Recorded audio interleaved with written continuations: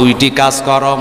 এক নাম্বার কাজ হলো ওয়া আম্মা মান খাফা মাকামা রাব্বি, জোরে বলুন আল্লাহু আকবার। আল্লাহ রাব্বুল আলামিন বলেন, বান্দারে জান্নাত যদি যেতে চাও, এক নাম্বার ওয়া আম্মা মান খাফা মাকামা রাব্বি, এক নাম্বার দিলে ভয় রাখতে হবে আল্লাহর দরবারে দণ্ডায়মান হওয়াকে, যে লোকটি ভয় করেছে। আল্লাহ কিয়ামতের মাঠে তোমার কাছে জবাবদিহি করতে হবে। আমি যে চুরি করেছি, আমি যে ধর্ষণ করেছি, আমি যে মানুষ খুন করেছি, হত্যা করেছি, কি জবাব দিব? আমি যে সুদ খেয়েছি, ঘুষ করেছি, অন্যায় করেছি, হকলি বাদ নষ্ট করেছি, তোমার দরবার কি জবাব দিব? সে জুলুমবাজ হতে পারবে না। ওই আল্লাহর বান্দা কখনো মানুষকে খুন করতে পারবে না, মানুষকে হত্যা করতে পারবে না, মানুষ কায়না ঘরের মধ্যে আটকে রাখবে না, কখনো আলেম ওলামাদের বিপক্ষে কখনো পদক্ষেপ নেবে না। 50টি বছর ধরে দ্বীনের দাওয়াত দিলেন শহীদ আল্লামা দেলাওয়ার হোসেন সাঈদী সাহেব। গোটা পৃথিবীর মধ্যে যিনি ছিলেন একজন শ্রেষ্ঠ ব্যক্তি, নন্দিত মুফাসসির কোরআন, যাকেও আজকে গোটা বাংলাদেশের যত বক্তা, বেশিরভাগ বক্তা বক্তব্য শিখেছেন সাঈদী হুজুরের কাছ থেকে, সব তার ছাত্র। তার কাছ থেকে বক্তব্য শিখেছে, এত সুন্দর তিনি বক্তব্য দিতে, এমন কোনো বক্তব্য নেই যার ক্যাসেটে পাওয়া যায় না। সকল বিষয়ে তিনি বক্তব্য দিয়েছেন। জালিম সরকার অন্যায়ভাবে তাকে দীর্ঘদিন কারাগারের মধ্যে আটকিয়ে রেখে অবশেষে চিকিৎসার নামে হাসপাতালের ইনজেকশনের মাধ্যমে তাকে শহীদ করে দিয়েছেন। আমরা বক্তব্য দিতে পারি নাই, লিখিত আকারে কাগজ দেওয়া হতো এইভাবে বক্তব্য দিতে হবে। মানুষের বাকশক্তি ছিল না, মানুষ এত বিপদগ্রস্ত, আতঙ্কগ্রস্ত ছিল যে সাঈদী সাহেব এত একজন ভালো মানুষ, তার নামে দোয়া পর্যন্ত করতে দেওয়া হয় নাই। সাঈদীর নামে যেই দোয়া করছে, মসজিদ থেকে তার ইমামতি শেষ হয়ে গেছে। সাঈদী সাহেবের জানাজা, এই পৃথিবীতে সকল মানুষের জানাজা হয়, সে যদি বেনামাজি হয়, সন্ত্রাসী হয়, তার জানাজায় গেলে কোনো জেল জরিমানা নাই। আর আল্লামা দেলাওয়ার হোসেন সাঈদীর জানাজায় যারা গেল, তাদেরকে ধরে কারাগারের মধ্যে আটকানো হলো। এর চাইতে দুঃখজনক ইতিহাস বাংলাদেশে আর হতে পারে না। আমার এমন একটি ইতিহাস আমরা দেখলাম, যখন আওয়ামী লীগ সরকার এই বাংলাদেশে হায়নার মতো চেপে বসলো, 28 অক্টোবর ইসলামী আন্দোলনের কর্মীদেরকে লাঠি বৈঠা দিয়া পিটাইয়া হত্যা করে দেহের উপর ওরা নৃত্য করেছিল।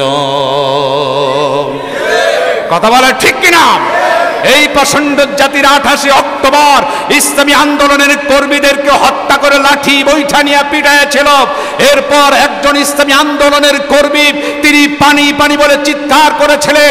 প্রচণ্ড আওয়ামী লীগের হায়নার একজন জাতি তার মুখের মধ্যে প্রসাব করে দিয়েছিলেন। আমি বলতে চাই, সেই আওয়ামী লীগের সন্ত্রাসীরা যারা অন্যায়ভাবে প্রসাব করে মুখে প্রসাব করেছিল, চতুষ্পদ যন্ত্রের মধ্যে, আজকে তোমরা কোথায়? তোমাদের তো ইহকালে পরকালে তোমাদের তো বিচার হবেই। এই জমিনে বাংলাদেশে তোমাদের বিচার হবেই। কথা বলেন ঠিক কিনা? কে কোন দল করেন আমি জানি না, যে দল করেন না কেন, আবারও যদি এই বাংলাদেশে কোনো দল এসে আলেম ওলামাদেরকে নির্যাতন করে, ইসলামের বিপক্ষে পদক্ষেপ নেয়, আমরাও সেই দলের বিপক্ষে পদক্ষেপ নেব এবং ছাত্র সমাজও তাদের বিপক্ষে পদক্ষেপ নিতে বাধ্য থাকবে। কথা বলে ঠিক কিনা? আমরা কোনো দল বল বুঝি না, আমরা চাই ইসলাম। ইসলামের বিরুদ্ধে যেই দল আঘাত হানবে, তার বিরুদ্ধে আমরা আঘাত হানবো ইনশাআল্লাহ। আল্লাহর জমিনে দ্বীন প্রতিষ্ঠার জন্য সংগ্রাম করেছেন আমার রাসূল। উহুদের ময়দানে দাঁত ভেঙে গিয়েছেন, তায়েফের ময়দানে রক্ত তিনি ঝরিয়ে দিয়েছেন। আজ মানুষ দুনিয়ার মোহে পড়ে, তারা অন্ধ হয়ে যায়, মানুষের উপর নির্যাতন করে, আবার দুঃখ লাগে। আউযু বিল্লাহি মিনাশ শাইতানির রাজীম। বিসমিল্লাহির রাহমানির রাহিম। ইয়া أيها الذين آمنوا اتقوا الله ولتنظر نفس ما قدمت لغد واتقوا الله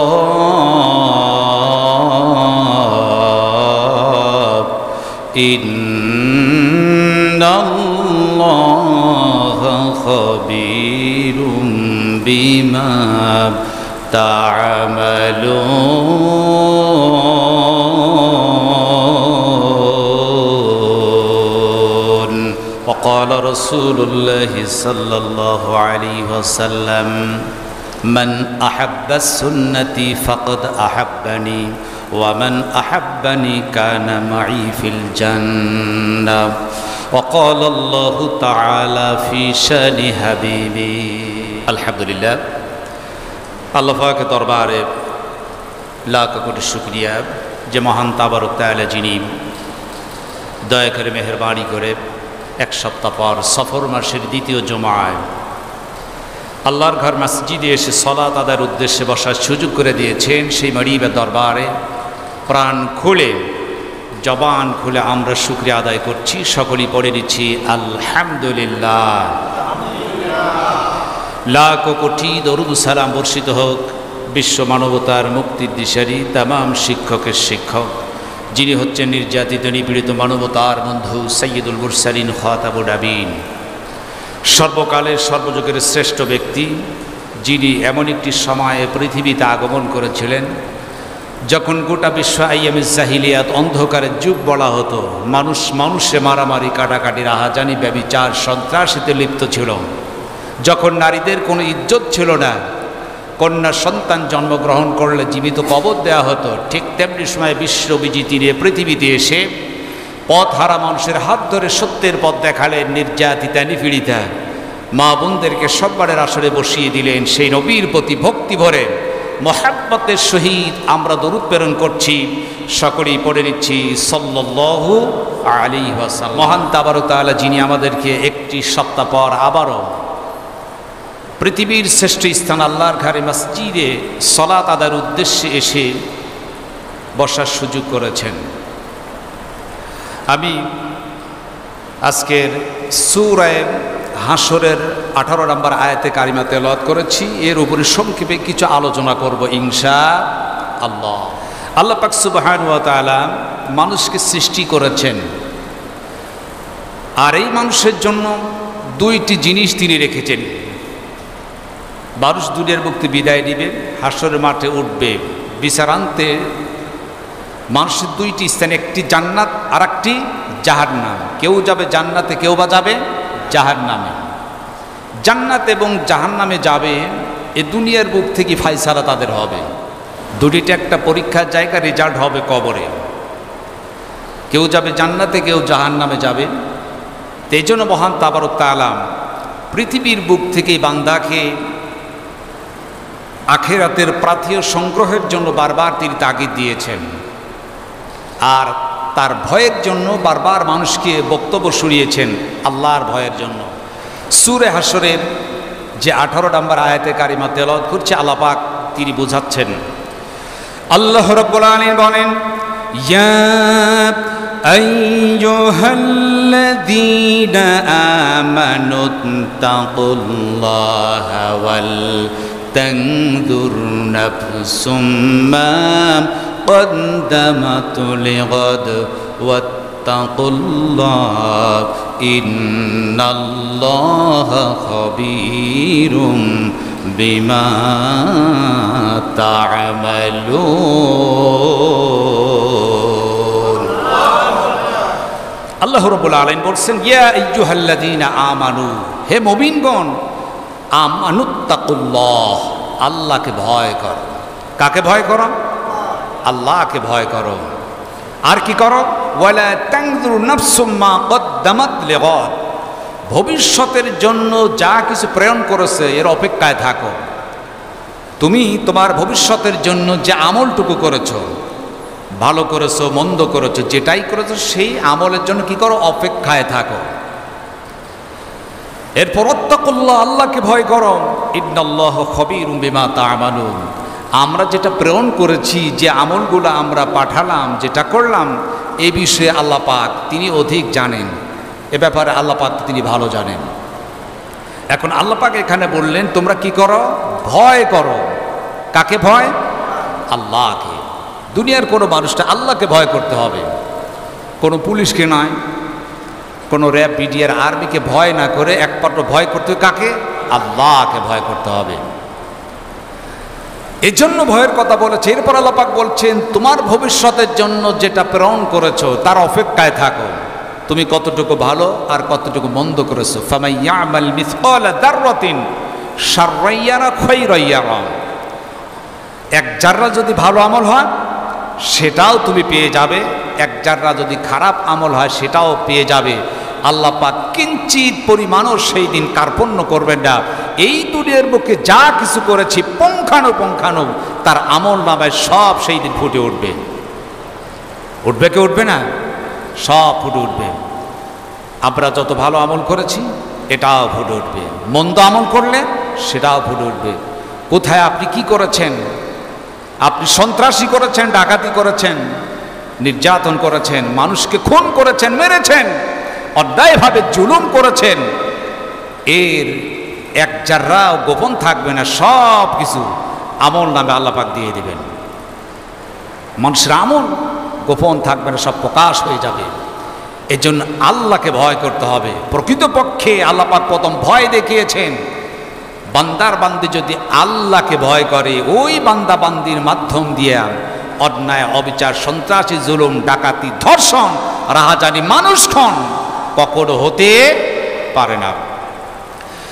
আল্লাহ রাব্বুল আলামিন বলেন, ফাআম্মা মান তাগা ওয়া আথারাল হায়াতাদ দুনিয়া فإن الجحيم هي المأوى وأما من خاف مقام ربه ونهى النفس عن الهوى فإن الجنة هي المأوى জোরে বলুন আল্লাহু আকবার। আল্লাহ রাব্বুল আলামিন তিনি বর্ণনা করেছেন, আমি আগেই বলেছি মানুষের জন্য দুইটি স্থান, একটি হচ্ছে জান্নাত আর একটি জাহান্নাম। কেউ যাবে জান্নাতে, কেউ যাবে জাহান্নামে। আল্লাহ পাক এখানে স্পষ্ট করে দিয়েছেন কি কাজ করলে, আমল করলে জান্নাতে আর কোন আমলের কারণে তুমি জাহান্নামে যাবে, স্পষ্ট আল্লাহ কিন্তু বলে দিয়েছেন। জাহান্নামে যাবে দুইটি আমলের কথা আল্লাহ পাক বলেছেন। এই দুইটি কাজ যদি কোনো বান্দা বা বান্দির মধ্যে থেকে যায় সে নির্ঘাত জাহান্নামী হয়ে যাবে। তার এক নাম্বার, ফাআম্মা মান তাগা, যারা হবে সীমা লঙ্ঘনকারী, যারা এই দুনিয়াতে সীমা লঙ্ঘন করেছে তারা হচ্ছে জাহান্নামী। এখন সীমা লঙ্ঘনটা কি? সীমা লঙ্ঘন করা মাত্রা অতিরিক্ত ভঙ্গ করা, যেটা তাফসীর কারক বিভিন্ন দিক দিয়ে বুঝিয়েছেন। আর সাধারণত বোঝানোর জন্য আমি মাঝে মাঝে একটা উদাহরণ দিয়ে থাকি, এটা বোঝানোর জন্য। এই সীমা লঙ্ঘনটা কারে বলে? যেমন এক হচ্ছে সীমা লঙ্ঘন, সহজে বুঝবেন, আমাদের দেশে ছেলে এবং মেয়ের বিবাহ হয়। বিবাহের বন্ধনে আবদ্ধ হলে ছেলে পক্ষের লোক মেয়ের বাড়িতে আসে, যাদেরকে বলা হয় বরযাত্রী। কি বলা হয়? বরযাত্রী। একটা কন্ট্যাক্ট হয় যে আমি আমার ছেলে সহ বা বর সহ আপনার বাড়িতে যাইব, লোক যাবে 100 জন। একটা কন্ট্যাক্ট হয়েছে, কতজন লোক যাবেন? 100 জন, যেহেতু মেয়ের পক্ষে আয়োজন করবে। 100 জন কন্ট্যাক্ট হলো, মসজিদে হাজির হয়ে গেল। যাওয়ার কথা ছিল 100, দেখা গেল সেখানে 150 লোক, 150 জন হাজির হয়ে গেছে। অতিরিক্ত কয়জন? 50 জন বেশি হয়েছে। এরকম তো আমাদের সমাজে আছে কি নাই? অনেক সময় কিন্তু হয়, আবার গোলমালও হয়। এই যে যাওয়ার কথা ছিল 100, গিয়েছেন 150 জন। এই যে 50 জন বেশি গিয়েছেন, এটাই হচ্ছে সীমা লঙ্ঘন। আপনি আইনকে ভঙ্গ করেছেন। এখানে ওয়াদাবদ্ধ ছিল 100 জন, আপনি গিয়েছেন 150 জন। এই 50 জন বেশি যাওয়া, এরও নাম হচ্ছে সীমা লঙ্ঘন। আর একটি উদাহরণ দিলে আরও সহজ হবে। আমাদের এই দেশে এক সময়, এখন কম, আগে ছিল খুব বেশি, দেশে যাত্রা হতো বেশি। যাত্রা কানে মহিলা নিয়ে নৃত্য করানো হতো, হই হই কাণ্ড, রই রই ব্যাপার। আকাশ থেকে নেমে আসে এক ঝাঁক ডানা কাটা পরি, মানুষ এত আমদানি হতো, নিত্য সেই জাহান্নামের কীট নর্তকী এনে নাচানো হতো। কিন্তু সেখানে যাত্রা দিতে গেলে একটা অনুমতির প্রয়োজন হতো। অনুমতির জন্য মাননীয় ডিসি মহোদয়ের কাছে আপনারা গেলেন যে যাত্রা যেহেতু হবে একটা অনুমতি নিতে হবে, একটা আবেদন করলেন। আমাদের দাসুরিয়ার ট্রাফিক বোর্ডে যাত্রা অনুষ্ঠিত হবে, সেই যাত্রায় কি হবে, উলঙ্গ মহিলা এসে নৃত্য করানো হবে, নাচানো হবে। এটা কিন্তু ডিসি সাহেব ভালোভাবেই জানেন। আবেদন দিলেন, ডিসি সাহেব দেখলেন, সুন্দর করে পড়লেন, বুঝলেন এখানে যদি আমি অনুমতি দেই তাহলে মহিলার নৃত্য হবে, যুব সমাজ যুবতীর চরিত্র নষ্ট হবে, এটা আইনে ঠিক নয়। সব কিছু দেখার পর ডিসি সাহেব সুন্দর করে সই করে দিল, অনুমতি দিয়ে দিল যাত্রার। এই যে এটার সইয়ের মাধ্যম দিয়ে এটা হচ্ছে সীমালঙ্ঘন, কারণ এখানে আসলে চরিত্র নষ্ট হয়, ছেলেদের চরিত্র নষ্ট হবে জানার পরেও যদি ডিসি মহোদয় এখানে সিগনেচার করে দেয়, এটা হচ্ছে সীমালঙ্ঘন। সুতরাং আইনকে সে লঙ্ঘন করেছে, কথা বলে ঠিক কিনা?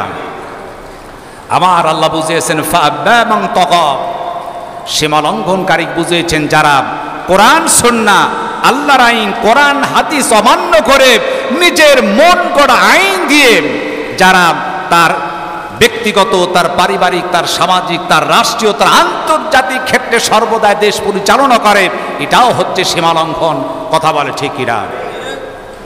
আমরা এখন মিলাই জাহান্নামে যার জন্য দুইটি। এক নাম্বার সীমালঙ্ঘন। আমরা যদি আমাদের জীবনে মিলাই তাহলে দেখেন আমরা কিন্তু এই দলের মধ্যে পড়ে যাই। আমরাও কিন্তু নিজের মন গড়াই চলতেছি, কোরআন সুন্নাহ ভিত্তিক আমরা চলতে পারতেছি না। যখন মসজিদে আসি কিছু সময়ের জন্য দেখবেন কোরআনের আইন চলে, মসজিদে কিন্তু ঠিক ওই আইন চলে কোরআন দিয়া। এখানে এক ইমামের পিছনে নেতৃত্বেই নামাজ হয়, কথা বল ঠিক কিনা? এখানে ইমামের পিছনে ইমাম গিয়েছেন সিজদায়, আপনি কি আগে সিজদা যেতে পারবেন? আপনাকে ইমামের সাথে সাথেই সিজদায় দিতে হবে। ইমাম গেছে রুকু, আপনি সিজদায় যেতে পারবেন না। ইমাম যতক্ষণ সিজদা থেকে মাথা না উঠাবে অতক্ষণ পর্যন্ত আপনি মাথা উঠাতে পারবেন না। এই ক্ষমতা আপনার নাই, কারণ এখানে আইন আছে কোরআনের, যার কারণ শান্তি আছে আল্লাহর ঘর মসজিদের মধ্যে। এ মসজিদ যেমন আল্লাহর জমিন, সারা পৃথিবীর যে আল্লাহর জমিন, এখানে যেমন কোরআনের আইন আছে, শান্তি আছে।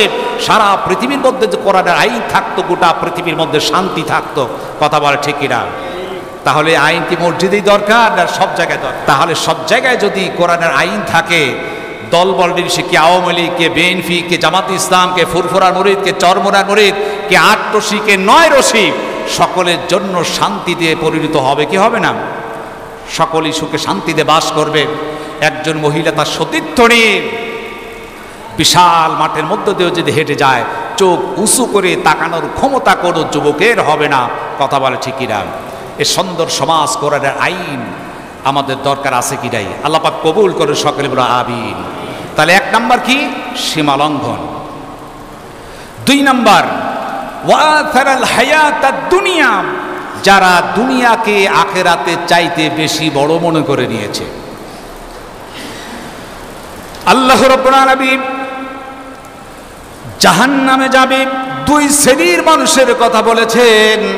এক নাম্বার ফাম্মা মান তাগাব, যারা সীমা লঙ্ঘন করবে, ইচ্ছা অনুযায়ী চলবে, কোরআন হাদিস আল্লাহর আইন কোরআন সুন্নাহ ভিত্তিক না চলে নিজের মন গড়া অনুযায়ী চলবে।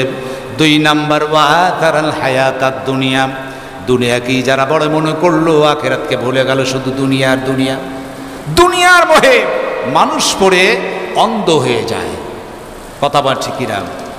আমার বাড়ি, আমার গাড়ি, আমার গদি, আমার কর্তৃত্ব, আমার নেতৃত্ব, আমার চেয়ার, আমার অহংকার, যার কারণে মানুষ অন্ধ হয়ে যায়, ভালো তার চোখে পড়ে না, কথা বল ঠিক কিনা?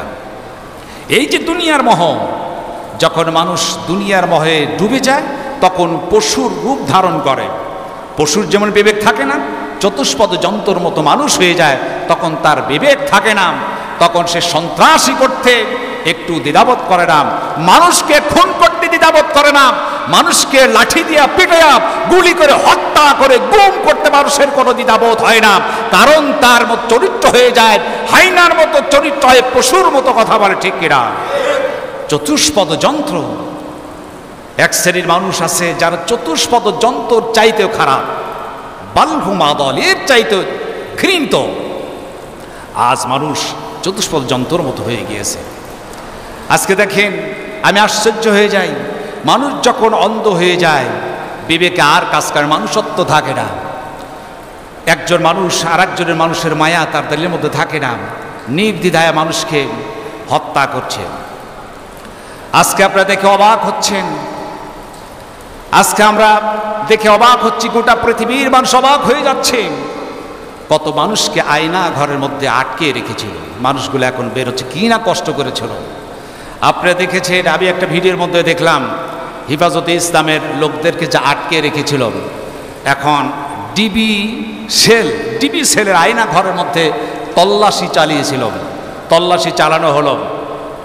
তো হেফাজতে ইসলামের কিছু ব্যক্তি সেখানে গিয়েছিল, একজন আলেমকে নিয়ে যাওয়া হলো। আপনারা এই ভিডিও দেখছেন, উনি ঘুরে ঘুরে সব সেল দেখাচ্ছেন, সেনাবাহিনী তল্লাশি করলেন, সেখানে খুঁজে কিছু পায় নাই। পেল কি? একটা ছাত্রর পায়জামা, একটা গামছা সেখানে আছে, আর কিছু ঔষধ, ব্রাশ, একটা সরিষার তেলের বোতল, আর কয়েকটি জিনিস ছাড়া আর কিছুই নাই।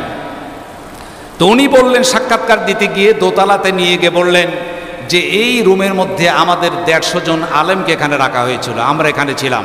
আমি সবচাইতে বড় আশ্চর্য হলাম, এখানে তিনি বর্ণনা করেছেন যে পাশে সামনে দেখলে একটা গ্রিল দিয়ে আটকানো, পাশে আর একটা রুম, বললেন এই রুমের মধ্যে থাকতো মহিলা, আমাদেরকে উলঙ্গ করে মহিলা ছেড়ে দেওয়া হতো ধর্ষণ করার জন্য, জেনা করার জন্য, এবং আমাদেরকে পিটানো হতো, আমাদের প্রতি নির্যাতন হয়েছে। এরপর নারীদের দিকে আমরা তাকাই নাই, এত কষ্ট করেছে। সে বর্ণনা দিচ্ছেন একজন আলেম হয়ে। এর চাইতে দুঃখ আর কি থাকতে পারে? জাহিলিয়াতের যুগকে হার মানিয়েছে, যেই সরকারের পতন হয়েছে, মানুষকে নির্যাতন করেছিল, অন্যায় করেছিল, ঈমানকে হরণ করার জন্য ষড়যন্ত্র করেছিল। মজলুম মানুষের কান্না আল্লাহর দরবারে মঞ্জুর হয়েছে, এই জন্য দুনিয়ার বুক থেকে নিষ্পাদিত হয়েছে, দুনিয়ার বুক থেকে বিদায় নিয়েছেন। কথা বলে ঠিক কিনা? দুঃখ লাগে, আহারে এত নির্যাতন, আমার দুঃখ লাগে। মানুষকে যখন কষ্ট দেয়, রাসূল বলেছেন 3 ব্যক্তির দোয়া 100% কবুল হয়, তার মধ্যে মজলুমের দোয়া আল্লাহর দরবারে কখনো ফেরত যায় না, কবুল হয়। আজকে গোটা বাংলাদেশের মজলুম মানুষের কান্না হাজারি আল্লাহর দরবারে মঞ্জুর হয়েছে, যার কারণে আজকে স্বৈরাচারী সরকার দুনিয়ার বুক থেকে বিদায় নিয়েছে। আজকে দুনিয়ার বুক থেকে বিদায় নিয়েছেন। আবার দুঃখ লাগে,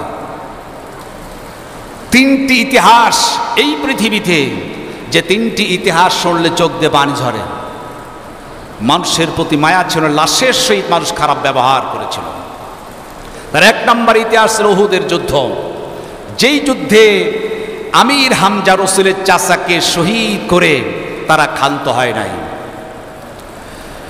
নবীজি তার চাচা আমির হামজাকে এত ভালোবাসতেন, উহুদের মাঠে আমির হামজাকে শহীদ করেছেন, শহীদ করেই তারা ক্ষান্ত হয় নাই। হিন্দার নৃত্যে কি করা হলো? হাতের আঙ্গুল কেটে ফেললাম, চোখ উঠায় ফেললাম, নাক কাটলেন, দাঁত ভেঙ্গে ফেলানো হলো, জিহ্বা কাটলেন, সবগুলাতে মালা তৈরি করে হিন্দা গলায় পড়লেন, আর আমির হামজার লাশের উপর বুকটা চিরে কলিজা বের করে চিবালেন, আর আমির হামজার শরীরের উপর নৃত্য করেছিলেন। ওয়াসি তাকে শহীদ করলাম। অবশ্যই ওয়াজি বুঝতে পেরেছেন এই কাজটি আমার জন্য ঠিক হয় নাই, আমি ইসলাম কবুল করব। ওয়াসি নবীর খেদমতে হাজির হলেন, ডেকে বলি, ইয়া রাসূলুল্লাহ, আমি ওয়াসি এসেছি। নবীজি বললেন, কোন ওয়াসি তুমি? ইয়া রাসূলুল্লাহ, আমি হচ্ছি সেই ওয়াসি, যেই ওয়াসি আপনার প্রাণের চাচা আমির হামজাকে শহীদ করে দিয়েছিল। নবীজি বল, ওয়াসি রে, আমার চাচাকে শহীদ করেছিল কেমনি করে, ইতিহাস শোনাও।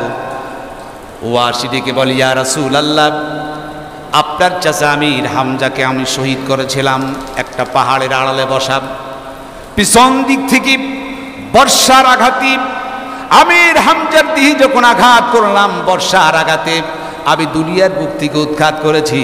ইয়া রাসূলুল্লাহ, যখন তিনি উহুদের মাঠে ঢলে পড়লেন, হিন্দার নির্দেশ হল, আমির হামজাকে কি করম? এর নাক কেটে ফেলো, দাঁত উপড়াও, জিহ্বা কাটো, আঙ্গুল কাটো। তার নির্দেশে তাই করা হলো, ক্ষত বিক্ষত করে দেওয়া হলো। নবীজি আমার কেঁদে ফেললেন, দৃশ্যটা আর সহ্য করতে পারলেন না।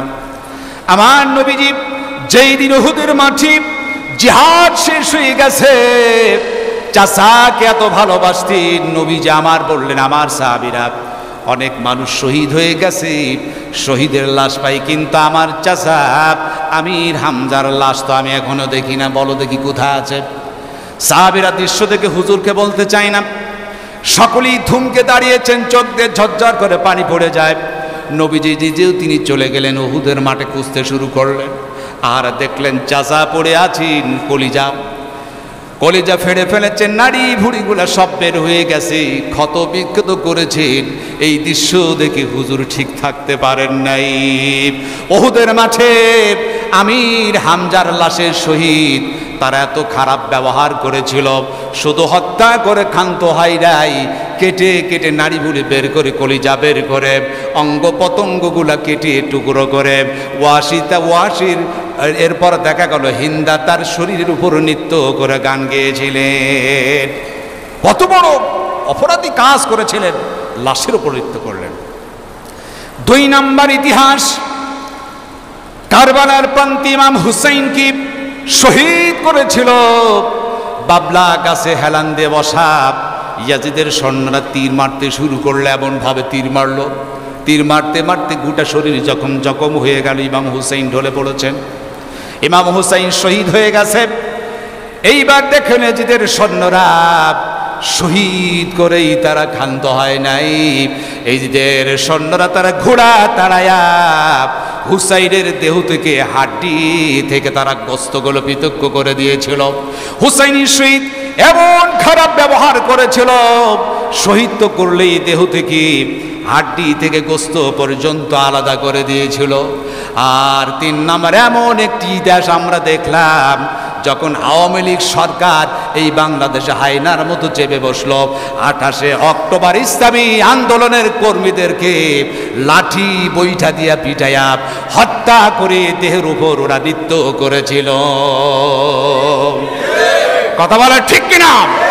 এই প্রচণ্ড জাতির 28 অক্টোবর ইসলামী আন্দোলনের কর্মীদেরকে হত্যা করে লাঠি বৈঠা নিয়ে পিটাইছিল। এরপর একজন ইসলামী আন্দোলনের কর্মী তিনি পানি পানি বলে চিৎকার করেছিলেন।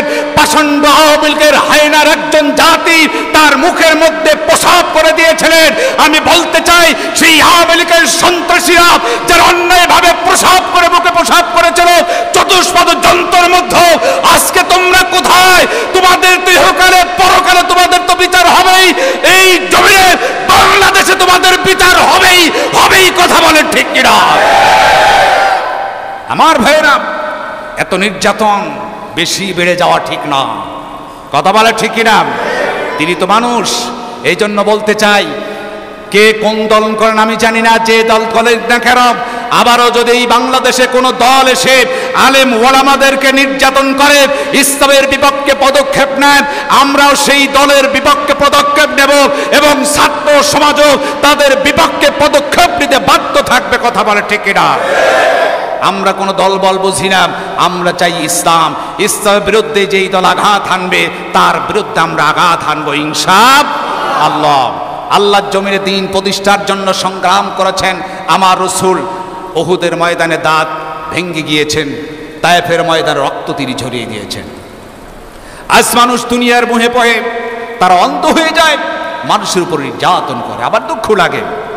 এই জন্য আল্লাহ রাব্বুল আলামিন বলেন, জাহান্নামী হবে 2 প্রকার। 1 নাম্বার ফাম্মা মান তাগাব, যারা সীমা লঙ্ঘনকারী হবে। 2 নাম্বার ওয়া তারাল হায়াতাদ দুনিয়া, যারা দুনিয়াকে বড় মনে করল, এই দুনিয়া দুনিয়া করে ব্যস্ত ছিল, আখিরাতকে ভুলে গেল। আল্লাহ রাব্বুল আলামিন বলেন, ফা ইন্নাল জাহিমা হিয়াল মাআওয়া, তাদের জন্য আমি আল্লাহ পাক একটি স্থান রেখেছি, তার নাম জাহান্নাম। জাহান্নাম রেখেছি। দুনিয়ার মানুষ যদি বাঁচতে চাও তাহলে কি করতে হবে? 2টি কাজ। আল্লাহ রাব্বুল আলামিন বলেন, ও পৃথিবীর মানুষ, যদি বাঁচতে চাও তাহলে 2টি কাজ করো। 1 নাম্বার কাজ হলো ওয়া আম্মা মান খাফা মাকামা রাব্বি, জোরে বলুন আল্লাহু আকবার। আল্লাহ রাব্বুল আলামিন বলেন, বান্দারে জান্নাত যদি যেতে চাও, 1 নাম্বার ওয়া আম্মা মান খাফা মাকাম রাব্বি, 1 নাম্বার দিলে ভয় রাখতে হবে আল্লাহর দরবারে দণ্ডায়মান হওয়াকে যে লোকটি ভয় করেছে, আল্লাহর দরবারে যে জবাবদিহি করতে হবে, দণ্ডায়মান হতে, এইটাকে যে ব্যক্তি ভয় করে, আল্লাহ কিয়ামতের মাঠে তোমার কাছে জবাবদিহি করতে হবে, আমি যে চুরি করেছি, আমি যে ধর্ষণ করেছি, আমি যে মানুষ খুন করেছি, হত্যা করেছি, কি জবাব দিব আমি যে সুদ খেয়েছি, ঘুষ করেছি, অন্যায় করেছি, হকল ইবাদ নষ্ট করেছি, তোমার দরবার কি জবাব দিব? এই ভয় যদি কারো দিলের মধ্যে একবার ঢুকে যায়, ওই আল্লাহর বান্দা কখনো সে জুলুমবাজ হতে পারবে না, ওই আল্লাহর বান্দা কখনো মানুষকে খুন করতে পারবে না, মানুষকে হত্যা করতে পারবে না, মানুষকে আয়না ঘরের মধ্যে আটকে রাখবে না, কখনো আলেম ওলামাদের বিপক্ষে কখনো পদক্ষেপ নেবে না। কথা বলে ঠিক কিনা? আজ 50টি বছর ধরে দ্বীনের দাওয়াত দিলেন শহীদ আল্লামা দেলোয়ার হোসেন সাঈদী সাহেব। গোটা পৃথিবীর মধ্যে যিনি ছিলেন একজন শ্রেষ্ঠ ব্যক্তি, নন্দিত মুফাসসির কোরআন, যাকেও আজকে গোটা বাংলাদেশের যত বক্তা, বেশিরভাগ বক্তা বক্তব্য শিখেছেন সাঈদী হুজুরের কাছ থেকে, সব তার ছাত্র, তার কাছ থেকে বক্তব্য শিখেছে। এত সুন্দর তিনি বক্তব্য দিতে, এমন কোনো বক্তব্য নেই যার ক্যাসেটে পাওয়া যায় না, সকল বিষয়ে তিনি বক্তব্য দিয়েছেন। জালিম সরকার অন্যায়ভাবে তাকে দীর্ঘদিন কারাগারের মধ্যে আটকিয়ে রেখে অবশেষে চিকিৎসার নামে হাসপাতালের ইনজেকশনের মাধ্যমে তাকে শহীদ করে দিয়েছেন। কথা বলে ঠিক কিনা? যে ব্যক্তি 50টি বছর ধরে ইসলামের দাওয়াত দিলেন, যে 50টি বছর ধরে যার হাতে হাজার হাজার বেধর্মীরা ইসলামকে কবুল করেছেন, সুবহান, এত সুন্দর মানুষ।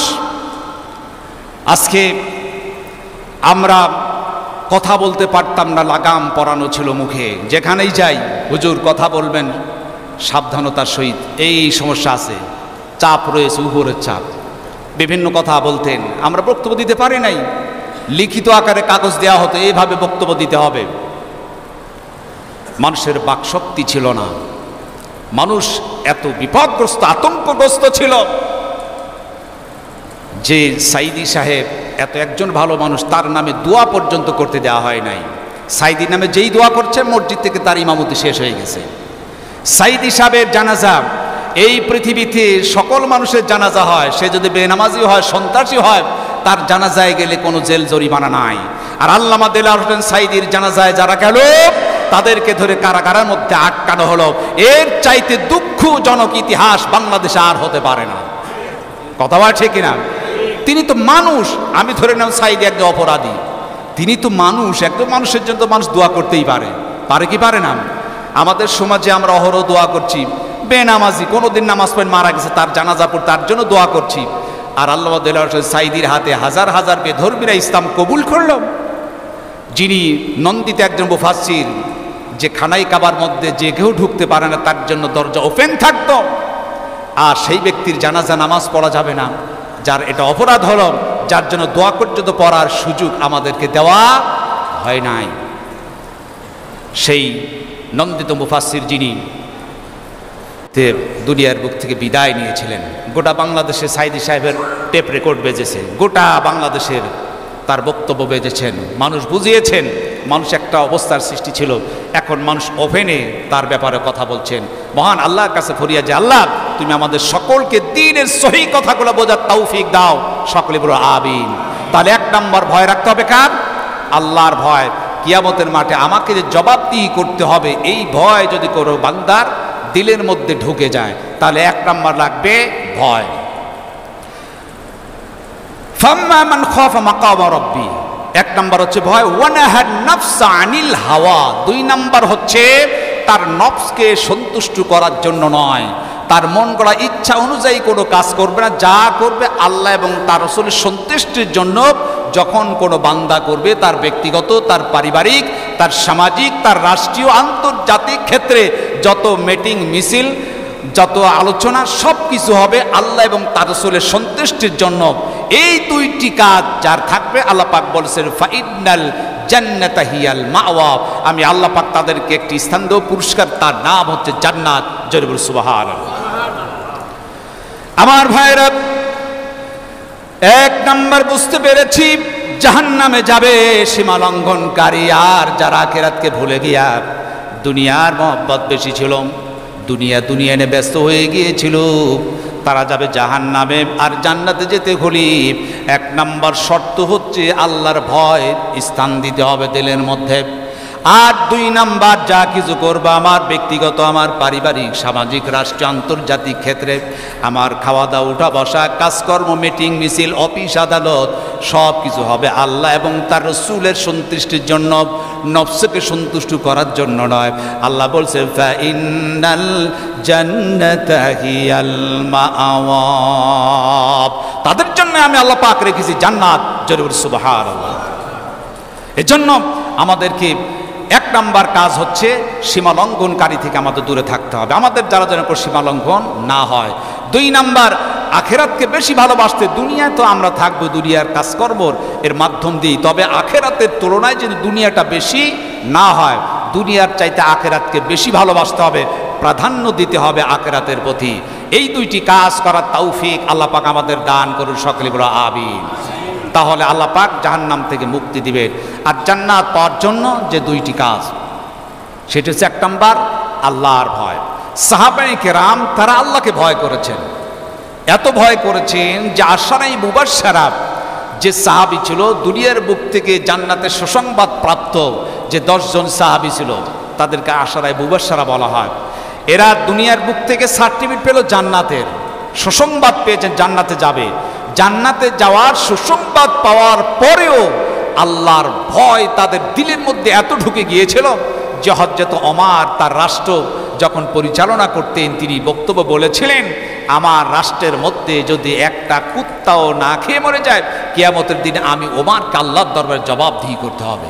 কি ভয় ছিল তার মধ্যে, কত ভয়! এত ভয় ছিলেন, নিজে তিনি বহন করে খাবার তিনি পৌঁছে দিতেন গরিবের বাড়িতে। নিজে হযরত ওমর তিনি কাজকর্ম করেছেন, এমনকি বৃদ্ধা এক মহিলার বাড়িতে গিয়ে নিজে তিনি কাজ করেছেন, তার বাড়িঘর ঝাড়ু দিয়ে পানির প্রয়োজন ছিল, পানি পর্যন্ত পৌঁছে দিতে হযরত ওমর এ দায়িত্ব তিনি পালন করেছেন। সুবহানাল্লাহ, কি নেতা ছিলেন! তার চরিত্র কেমন ছিল? এর কারণ কি? ইত্তাকুল্লাহ, আল্লাহর ভয় ছিল তার মধ্যে। এত ভয় ছিল, ভয়ের কারণে তিনি কাজ করেছিলেন। তিনি যাচ্ছেন সর্বদা, তিনি দেখেন যে ছদ্মবেশে খোঁজখবর নিচ্ছেন সমাজের মধ্যে, তার দেশের মধ্যে। একটা গ্রাম এলাকায় ঢুকেছেন, দেখলেন কান্নার আওয়াজ, কয়েকটা বাচ্চারা কাঁদছে, বলছে মা আজ 3টা দিন হলো না খেয়ে থাকি, ক্ষুধার যন্ত্রণায় বাঁচি না, আমাদেরকে খেতে দিবা না? শুধু পাতিলে সিদ্ধ করছো, পানি গরম করো, খাবার তো দাও না। মা অভিযোগ করতে, বাবা 3টা দিন হলো আমাদের খলিফা ওমর আমাদের খোঁজ নিল না, 3টা দিন আমরা কয়েকজন সদস্য না খেয়ে মারা যায়, একজন সে খবর নেয় নাই। ওমর ভয় পেয়ে গেছে, সর্বনাশ, আমার রাষ্ট্রে একটা ফ্যামিলির 3 দিন না খাওয়া, আর আমি জানি না। তিনি ভয় পেয়ে গেলেন, দৌড় মেরেছেন বাইতুল মাল থেকে খাবার পেড়ে ভিত্ত আসলামকে বলতে মাথায় উঠায় দাও। আসলাম বলছে, খলিফা আপনি রাষ্ট্রপ্রধান, আপনি একজন খলিফা, আপনি মাথায় নিলে কেমন হয়, এটা আমার মাথায় উঠায় দেন। হযরত ওমর বলেন, আসলাম শুনে রাখো, কিয়ামতের দিন মুসিবতের সময় আবার গুনার বোঝা যদি তুমি বহন করতে পারো, আজকে সেই সদস্যের খাবারের বোঝা তোমার মাথায় আমি দিতে পারি। আসলাম ডেকে বলেন, খলিফাতুল মুসলিমিনুল মুমিনুল ওমর, কিয়ামতের দিন কেউ কারো গুনার বোঝা বহন করবে না। ওমর বললেন, তাই যদি হয় বোঝা আমাকেই বহন করতে। নিজে তিনি বোঝা বহন করে খাবার তিনি পৌঁছে দিয়েছেন। সুবহানাল্লাহ, এ ছিলেন খলিফা, কারণ তার মধ্যে ছিল ভয় আল্লাহর। তিনি কোরআন মানতেন, কোরআন সুন্নাহ ভিত্তিক দেশ পরিচালনা করেছেন। এই জন্য আমাদের দেশ যদি একজন রসুল আসবে না এই পৃথিবীতে, রসুল আর আসবে না, তবে ওমর আসবে না, একথা কিন্তু রসুল বলেন নাই। আমি আসবো না, কিন্তু ওমর যে আসবে না কথা বলেন নাই। আল্লাহর কাছে ফরিয়াদ, আল্লাহ তুমি এইরকম একজন ওমর তুমি আমাদের এই বাংলাদেশে পাঠিয়ে দাও, যার মাধ্যমে দেশ শান্তিতে থাকবে, আল্লাহর জমিনে দ্বীন প্রতিষ্ঠিত হবে। আল্লাহর কাছে ফরিয়াদ করি, আল্লাহ পাক সুবহানাহু ওয়া তাআলা যেন আমাদের এই দেশ জন্মভূমি বাংলাদেশকে কোরআনের দেশ হিসাবে কবুল করেন। সকলে বলেন আমিন। আমা তাওফিক ইল্লা বিল্লাহ। আসসালামু আলাইকুম ওয়া রাহমাতুল্লাহ।